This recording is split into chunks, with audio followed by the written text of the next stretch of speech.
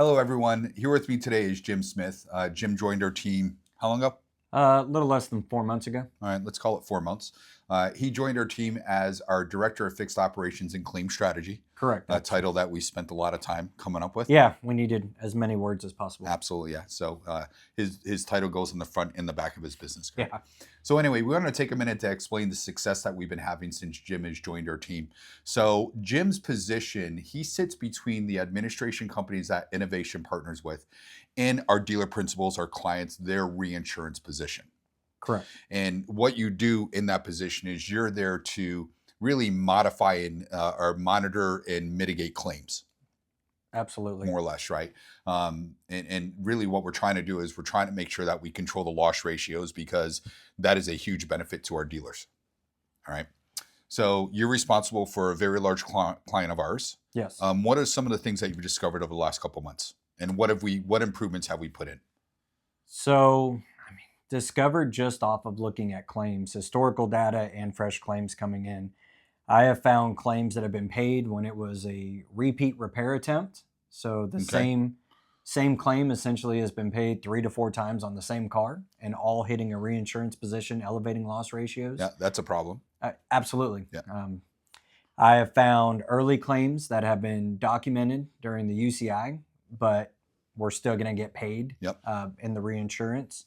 Well, and to be clear too, this is in all fairness, the providers that we work with, the ones that actually administer and they pay the claims to the service contract, their job is to process a claim based off of the contract language. Yes. Now, the information that they're provided could be manipulated by the advisor.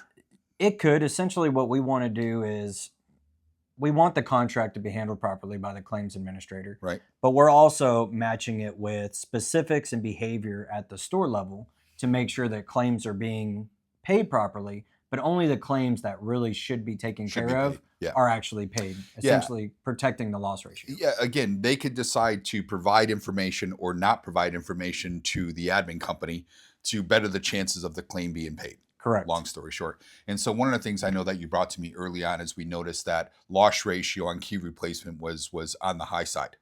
Yes, and early on. Early on. And then in that scenario, that specific program, what did you find out was happening?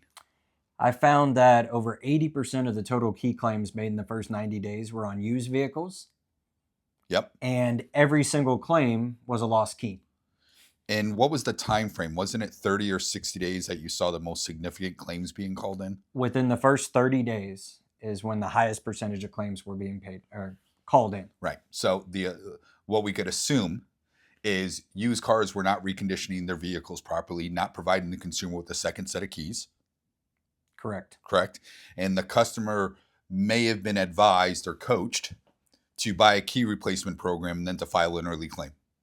It's safe to say? It is. And it also goes farther than that, where these customers are having to come in right after the time of purchase to the service department to get something done, which creates kind of a negative first interaction with their service department. Right. Absolutely. So you worked closely with the service departments of that dealer group and you made some changes. What were those changes that you made?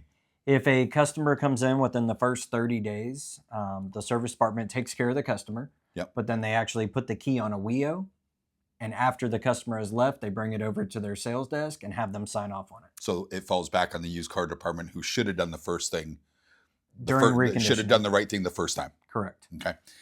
With that being said, what have you seen the loss ratio drop? What was the delta you've seen in just 4 months? In 4 months, the loss ratio just on keys has gone down 9.5%. 9.5%. So that is extremely significant because in this dealer group that we're talking about, key replacement was one of their higher selling ancillary products. Yes, it was the highest. The highest. So we had the volume there, but then we were paying out claims that we weren't supposed to. Correct. So that 9% is a significant improvement when we look at the volume of how many policies are being sold. And it continues to trend down month over month as the behaviors have been corrected. That's right.